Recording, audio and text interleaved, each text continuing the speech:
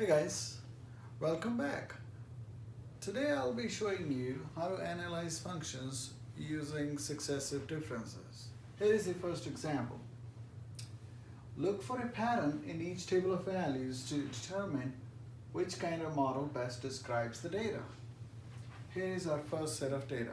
Now, one way to find out if this data represents linear, quadratic, or exponential functions is to graph this data, and if the graph of x and y values, if you plot it and comes out like a straight line, we're going to say that this data represents a linear function. If the graph of this function comes out like a parabola, then we're going to say the graph or the data represents a quadratic function. And if this data represents a graph, something like this or like this, then we can say that the data represents exponential function.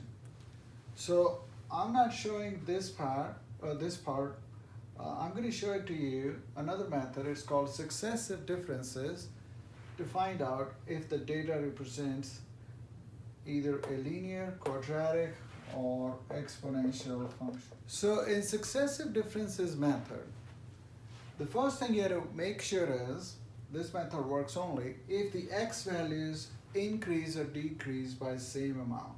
In this case, the values are increasing by 1, x values are increasing by 1, so we can apply the successive differences method.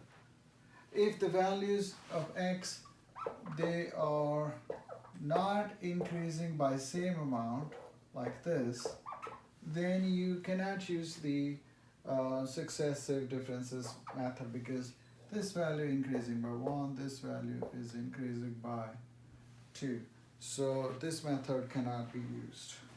So make sure the x values increase by same amount. It could be increasing by 1, 2, or 3, it doesn't matter. But it has to increase by same amount. So let's use the successive differences method. In this method, now after figuring out that x is increasing by same amount or decreasing by some amount, then you find the difference of y values. Let's find the difference of y values. When you find the difference of y values, make sure you subtract -3 minus -8. So you go from this to this. -3 minus -8. Now this is same thing as -3 plus 8, or simply 5. Do the same thing here. 2 minus -3. This is same thing as 2 plus 3, which is also 5. Then you go from here to here. 7 minus 2, that's also 5. 12 minus 7, that's also 5. Now these differences of y values, these are called first differences.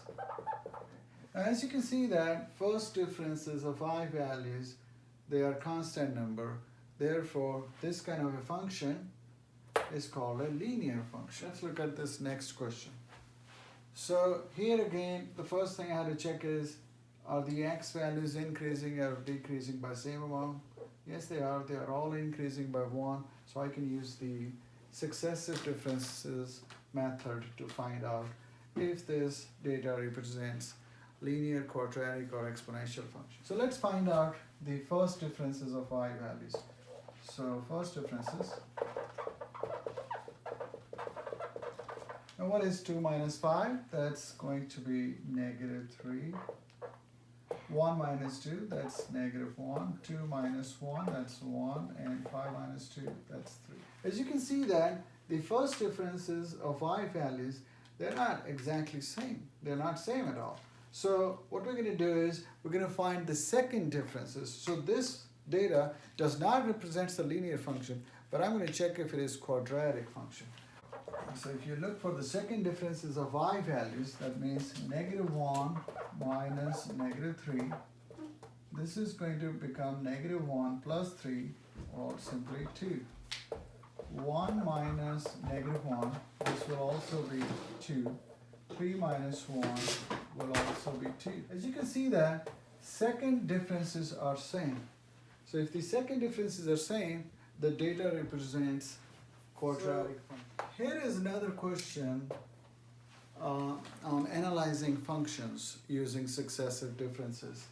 Let's see if this data represents a linear, quadratic, or exponential function. For a linear function, we check that if the differences of y values is same, the first difference of y values is same, then it's a linear function. If the second differences is same, then it's a quadratic function. Let's see if that happens in this case. Let's check the, and also make sure the x increases or decreases by same amount, which is the case in most of these questions. So we're going to check the first differences of y values. So 4 minus 8, that's negative 4. 2 minus 4, that's negative 2. 1 minus 2, that's negative 1. 0.5 minus 1, that's negative 0.5. As you can see that the first differences of y values is not same, so this is definitely not a linear function. Let's check the second differences.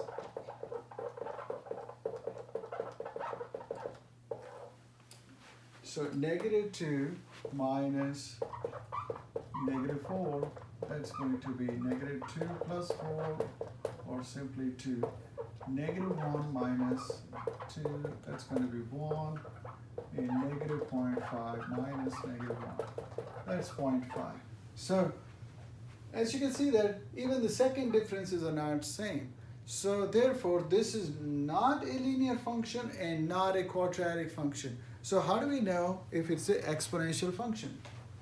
To find out if this data represents an exponential function, we're going to take the ratio of these y values and see if these ratios are same.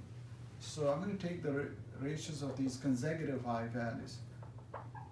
So I'm going to take the ratios of consecutive y values. 4 divided by 8, that's 1/2. 2 divided by 4, that's also 1/2. 1 divided by 2, obviously is 1/2. And 0.5 divided by 1 is same thing as 5/10 or 1/2. As you can see then, the ratio of consecutive y values is same. Therefore, this data set represents exponential function. Since the ratio of consecutive y values is constant or same, the data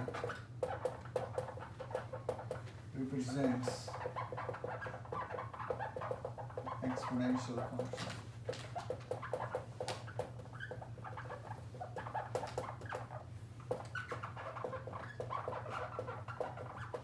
Thanks.